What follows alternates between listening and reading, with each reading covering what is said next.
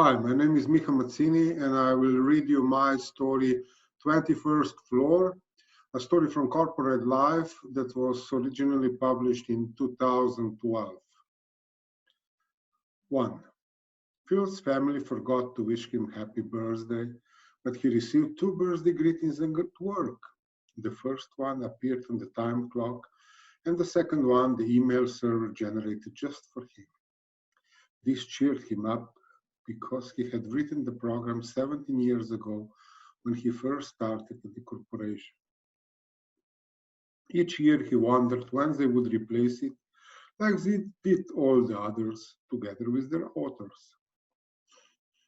While waiting for his computer to boot up, Phil joined his colleagues at the coffee vending machine.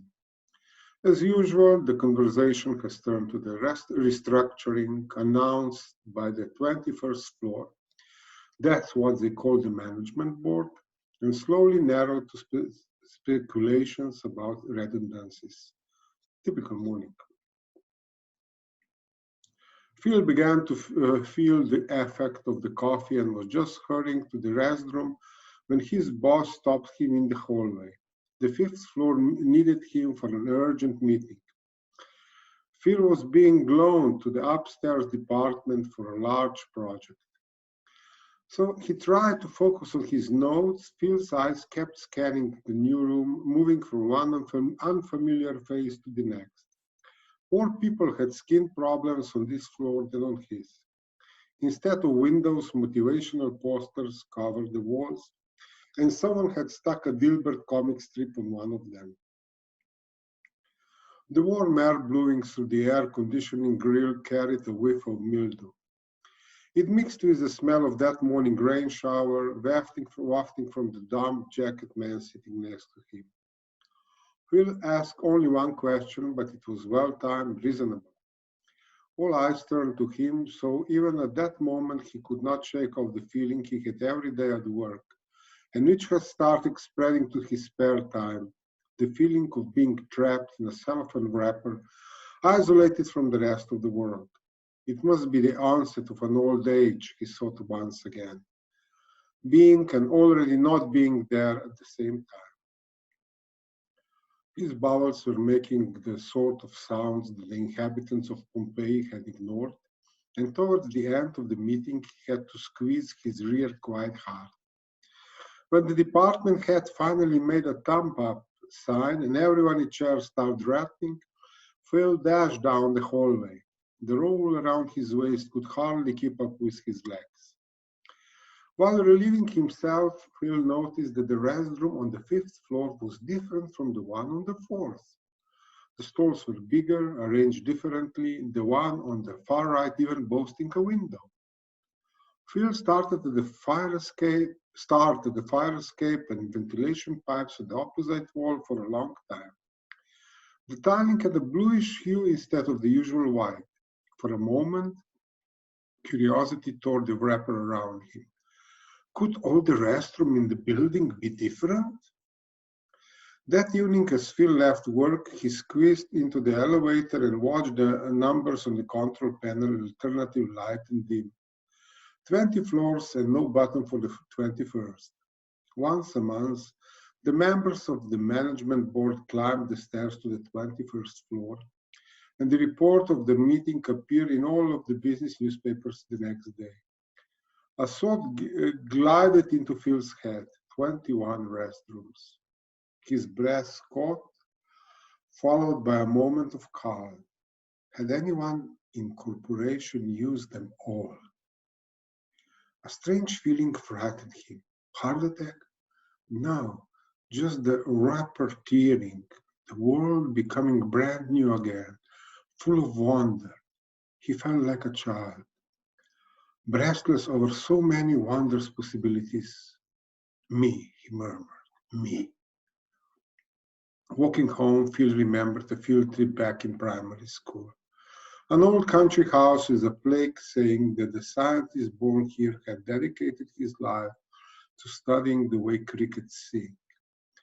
Phil had found it laughable, crickets, and felt pity for the dead guy. Now, after 7 years of programming, he envied the man's eventual life. Until now, Phil's thought has just moved smoothly through his head. But now they thrust into him like tree roots, reaching deep into his stomach, transforming his feeling into pure energy.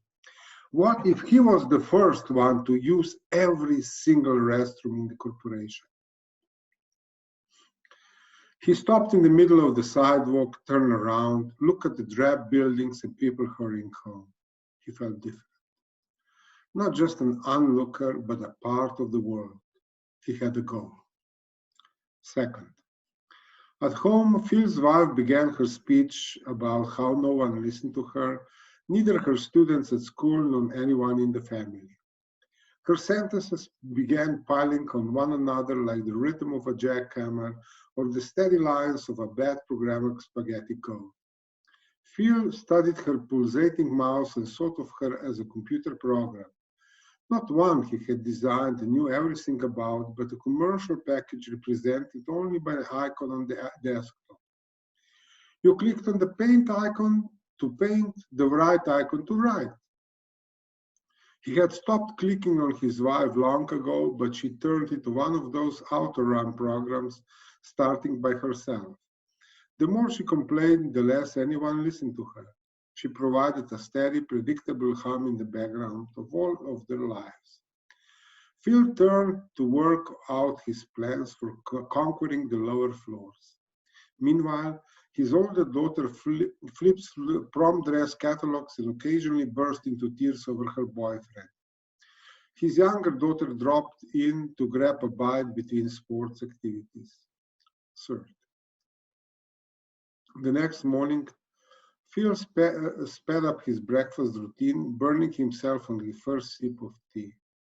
He hurried to work, jumping over puddles left by the disappearing snow, and arrived there panting and sweaty. In the restroom, he wiped his brow and underarms with the paper towels. The fittings he had been watching for 17 years suddenly seemed dreary compared to the ones on the fifth floor. During his break, Phil hurried down the stairs, but he did not have the patience to stick to his plan. He skipped the visit and went straight to the restroom. He could not relieve himself. He did his best, broke a sweat again, but nothing happened. The bitterness of defeat made his heart sink. He tried to tell himself that it was perfectly normal. He usually went only 2 or 3 times a week. He just couldn't do it every day. But the feeling of fatigue overwhelmed him. The shame lasted until he stopped by the grocery store on his way home to pick up food for dinner. While reaching for a bag of donuts, he remembered his suffering in the restroom. How he loved soft, mushy food that melted in your mouth. He put the donuts back and loaded the cart with vegetables and fruit. At dinner, his daughters didn't notice anything, but his wife watched him suspiciously, so she said nothing. The next day, Phil had to run to the third floor right after coffee. So fruits and vegetables really work. He surfed the internet for some recipe, but left Googling about the restroom and toilets for home. The department heads got a list of websites visited by their employees every morning. This time, his daughters noticed the new cooking style as well. They started making faces, but he stopped them, saying, "If you don't like it, you tell me who's going to cook tomorrow. Just tell me." Nobody volunteered. Vegetables and fruit proved to have a stronger effect than Phil expected, and the conquest of the second floor did not go as planned. Instead, he was seized by such an attack of cramps on the stairs that he had to return to his home base. Since he belonged to the generation that still read manuals, he bought a book on vegetarian cuisine and spent the next year diligently balancing his diet and digestion. Fourth, the diet brought success. On the second floor, he got to use electric hand dryers instead of paper. To conquer the first floor, Phil disguised himself as a big envelope held between his teeth in the middle of the deed. The store's door wouldn't close properly, and rust was slowly eating away at the mirror. Every day as Phil left work, he carefully watched the door on the ground floor, lingering as long as he could without looking suspicious in front of the security cameras. Until that week, Phil had worn only Velcro shoes, which were the most efficient because he could do them up in one move. Now he went and bought shoes with laces. He loosened them when leaving his desk so he could retie them on the ground floor. After a week-long stretch of spring rain, Phil noticed a crack in the monolith of the corporation ground floor. One of the afternoon guards had a habit of leaving the door to the changing room slightly open. Phil could not see much, just a hallway and some new doors made of cheap plywood. The sign on the first one read cleaning supplies, so a restroom had to be nearby. But how could he get in? He pictured himself trapped between huge security guards, their fingers clenching into fists, knuckles whitening. Phil needed a good reason to get in there, something even those gorillas could understand. Fifth, one day Phil's elder daughter entered his room with a long monologue about how her boyfriend could not make up his mind. Halfway through, Phil fell into a state of multiplicity. At the same moment, he was sitting in this seat as through all of her speeches since kindergarten. Dump him, he told her, took her by the shoulders, turned her round, and marched her back into the hallway. He heard the tears on the other side of the door. Sixth.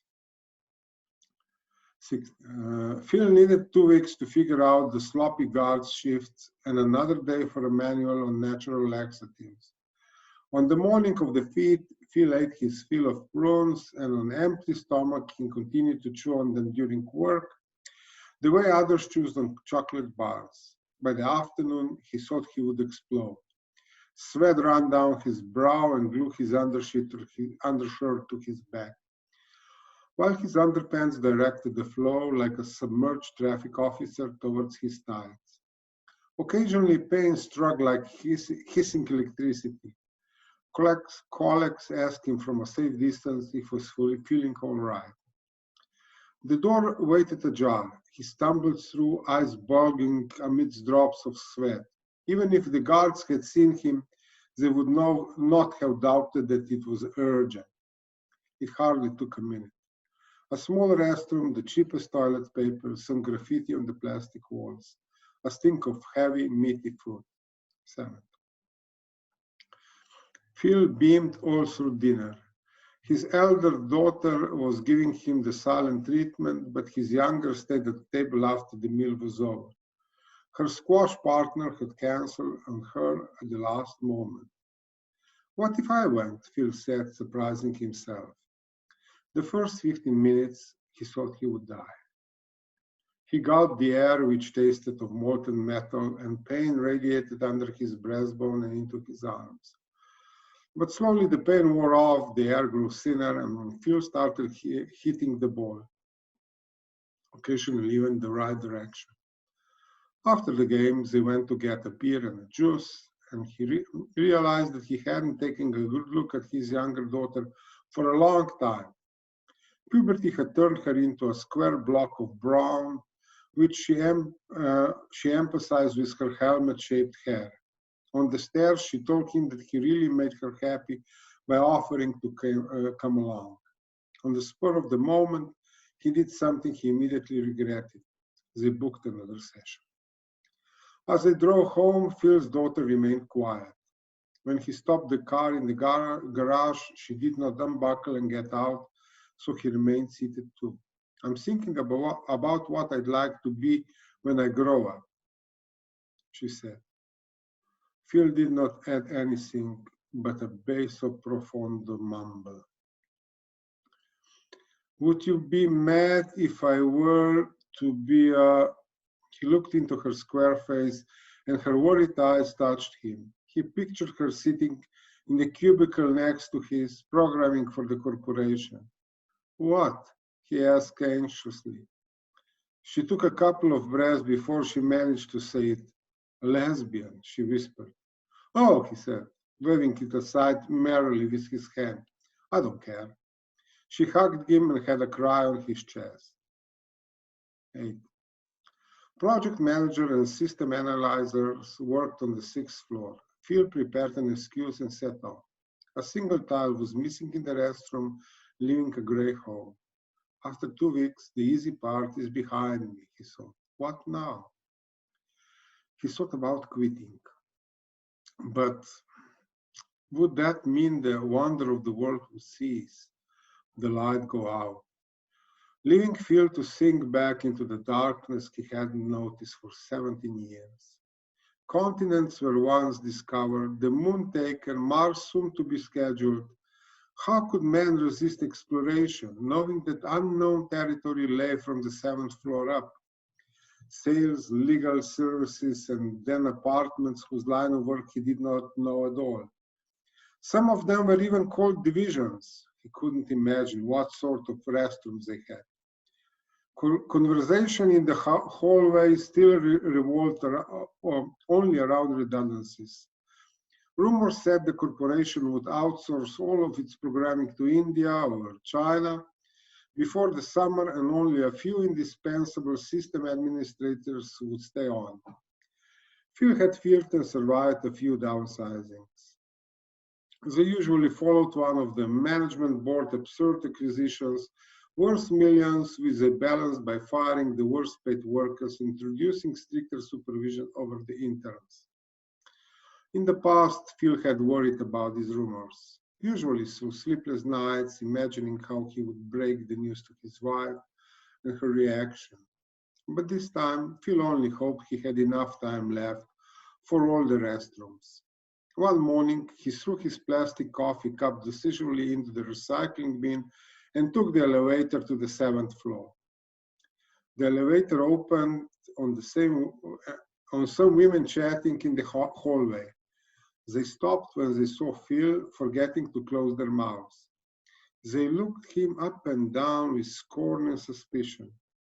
His cardigan done by with 2 buttons, his oversized loose jeans, the slippers he put on at work.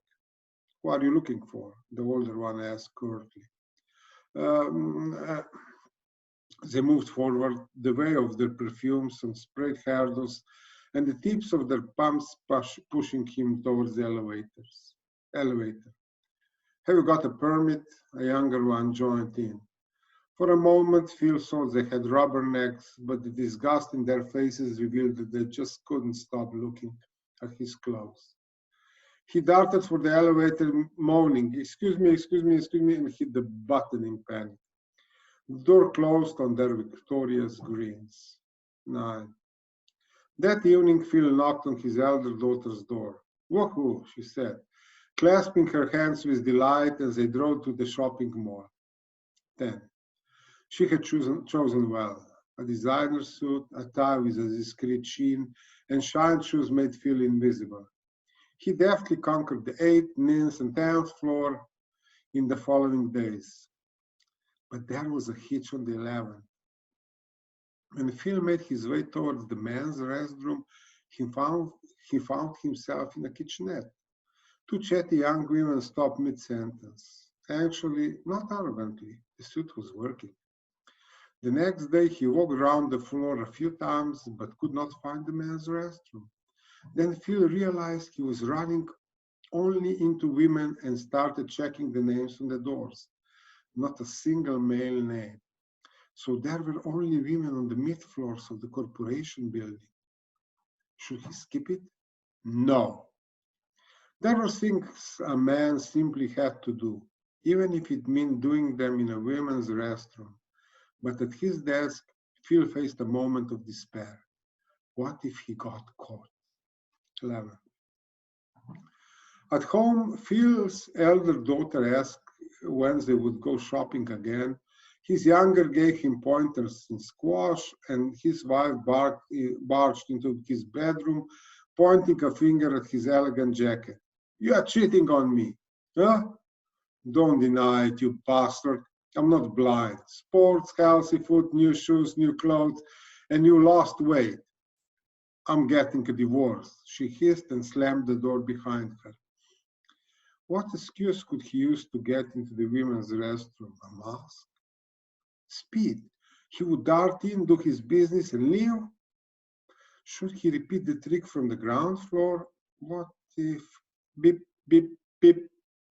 He turned irritably to his right. The beeping sound grew closer and started blinking next to his cubicle. Inventory. A red-haired man with a beer belly said and held the reader to the barcode on his monitor, computer, chair, desk. Each time it went beep, beep, beep. After work, Phil went to a hardware store and bought a laser distance meter. In the children's section of a department store, he searched a long time for a suitable beeping toy. He finally found a little green turtle with a squashy sound. In the morning, he put on his old clothes. The cardigan and stretch jeans felt strange. His wife looked him up and down and snapped. Ha! You're acting like nothing happened. You want everything to go back to the way it was. You want me back. Never. It's over. Don't try to convince me. She turned around and rushed down the hallway. He could test his meter and toy in peace. Glip, glip, glip. At work, Phil printed a table that looked like an inventory list, grabbed a notepad, put a pen in his pocket, and made his way to the 11th floor. Two artificial blondes in high heels threw him looks full of disgust, but as soon as he pointed the red laser at the inventory number on a filling cabinet and gave the little turtle in his pocket a squeeze, he became invisible to them. He knocked before entering the restroom, peeped in, pointed at the few inventory numbers, and locked himself in the store. 12. Phil's elder daughter came to thank him for helping her take action. She had set things straight with her boyfriend. Phil nodded and drifted back into daydreams. Was it possible that he had discovered a way to conquer all the remaining floors? When he was still in college, Phil had thought of programming as creative work, but in the end, it amounted to long years of repeating one and the same thing. His wife was standing before him and must have been speaking for some time. Something about how no one paid any attention to her and all the sacrifices she made. But she had had enough. She had talked to a lawyer. She had given him the best year of her life. The papers were drawn up. He had to sign right here. As he listened to her, the cellophane wrapper smothered him again. She had given the best years of her life to her lawyer. He did not care. He sank back into imagining his moments of adrenaline rush. The door of the elevator sliding open, Phil stepping into the hallway and walking to the right. On which floor would men's restrooms reappear? He was sure there would not be any in the sales and advertising departments, nor in the low-level legal services, but what about higher up? And at the very top? He tried to recall all the members of the management board, not a single woman. After briefly considering laxatives and conquering more than one floor a day, Phil stopped himself. No, he must not be greedy. Joy was in the journey, not the destination, as a slogan on one of the motivational posters on his floor read. 30. Men's restroom did not reappear until the 16th floor. On the 19th floor, Phil got out of the elevator and stopped short. A glass gate surrounded him. He saw only empty hallways and card readers blinking on the doors. Without even trying to swipe his card, Phil walked backwards into the elevator. The heads were sent records of those who registered at different doors, listing their names and registration times, including failed attempts. He hit the top button decisively. Another cage. Then Phil knew he had to change his strategy. On the way home, he gave the little turtle to one of the children in front of the kindergarten and dropped the laser distance meter into his toolbox. The next day, Phil was late for work. The street was blocked by police searching for the pedophile that had been luring children the previous day. During their coffee break, the programmers did not talk. They shouted. The 21st floor was firing all the programmers. One of the trade union members suggested a strike and others agreed, but Phil just leaned on the wall in the corner, wondering if he should drink his coffee at all. There was no use anymore. He had to get back to reality, but it was so bleak. The waves of fear emanating from his colleagues swept over him, luring him to join as he had done in every downsizing before. What a gift he had in meaningful work. It gave him no courage, but did eliminate his fears. Phil no longer cared if he got fired, and he felt at peace. Phil could not remember if he and his wife had gotten a divorce. 20 years ago, he'd been in love with her. 19 years ago, he was fond of her. And now, he shrugged his shoulders. The only lasting thing was meaningful work, and he had just left it unfinished. Phil tried to convince himself that he had done everything he could, even more. Let's go up then, to the 19th floor. The union member, a bespectacled, bald man, proclaimed, shaking his fist at the silent programmers. The 19th? Phil said, and only when all eyes turned to him, he did realize he'd spoken out loud. Yes, to the heads of divisions. Can I come along? The union man gave him a surprised look. He's been with the firm longer than any of us, somebody said quietly, hopefully. 14. Negotiations began at noon in the big conference room on the 19th floor. The representative programmers wanted clear answers and said they would not work until they got them. The heads did not seem worried, but at 1 o'clock, system administrators joined them, and it just so happened that the first server crashed. The division heads started exchanging looks of panic. On the first day of meetings, Phil only asked where the restroom was. On the second day, the heads started throwing charts and numbers at them. Towards the end of this day, the strikers were getting tired, their demands watered down. One of the heads put an agreement on the table and the union man reached for the pen. Phil banged his fist on the table. Stop. He did not know how, but somehow he compared data from the first chart and the last chart, uncovering a lie. He demanded the truth, banged again on the table, and pointed his finger to the ceiling. We want up. A short report on the strike appeared in the evening news, and Phil's daughters threw their arms around him. They had always known he was a hero, even if he had hidden it well before. His wife stayed in her room. 15. The next day, the programmers were hanging around the coffee vending machine talking. Phil's gaze drifted towards the restroom, but then he saw a motivational poster in front of him. Chance favors only the prepared. Phil squeezed his rear end and held it in.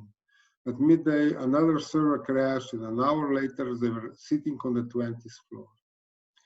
The director looked shorter and softer than in his promotional photographs, but his smile was just as sugary. He said he understood their problems and began a long speech in which he fit words together like Legos. Phil apologized and went to the restroom. Marble, subdued lights, a speaker emitting ambient music in the corner. Whoa! Compared to the shabbiness of the lower floors, the passable triteness of the IT levels, this was... Phil stopped shocked. He wanted to compare this beauty to the middle floors too, but he couldn't remember a single one. Were things in the middle always destined to be unremarkable? As he flushed the toilet, Phil imagined his package falling towards the heads of the divisions, through legal service, sales, personnel, towards his colleagues, and at the very bottom, through the security and cleaning services. He flushed once more and watched it sink. The director finished his monologue and offered the union man the same papers. Phil had a feeling of déjà vu, but he was confused.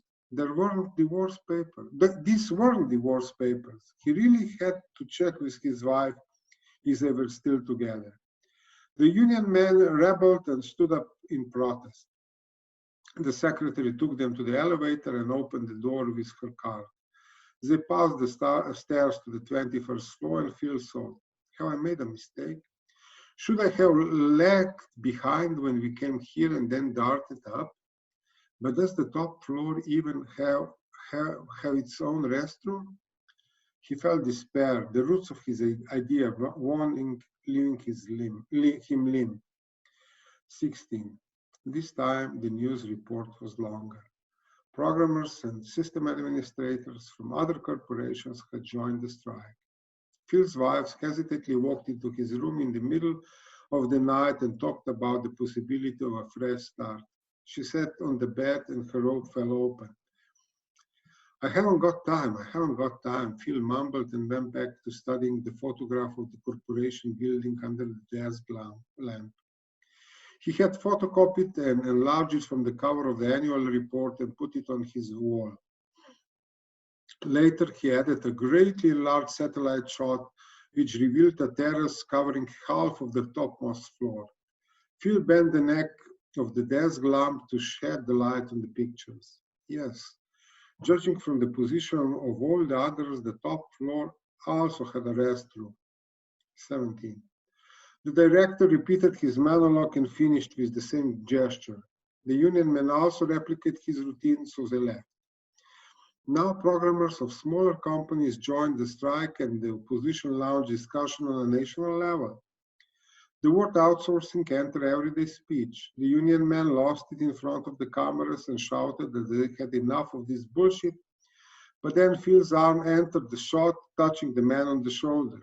The cameraman pulled up a bit late, catching Phil's composed face as he shook his head in a fatherly manner, telling his colleague not to talk that way. The picture made it to the front page of the newspaper. The power within the strike committee had slowly shifted to Phil. He was the only one who kept his calm. His colleagues marveled at how Phil faithfully listened to the director's monologues and then uncovered the lies. They started calling him the brain. We want to speak to the management board, Phil told the director, who only smiled. It was 2 weeks before the regular meeting. The director said, spreading his arms. They should not imagine they were so very important. Phil's plan to escape up the stairs failed each day anew. Now perceived as a leader, he was constantly pushed to the front, always under the secretary's eye. Phil finally cast off the possibility one morning when he peered upstairs enough to see a glass door with blinking card reader. With a religious jest, he started hoping for a brilliant idea. 18.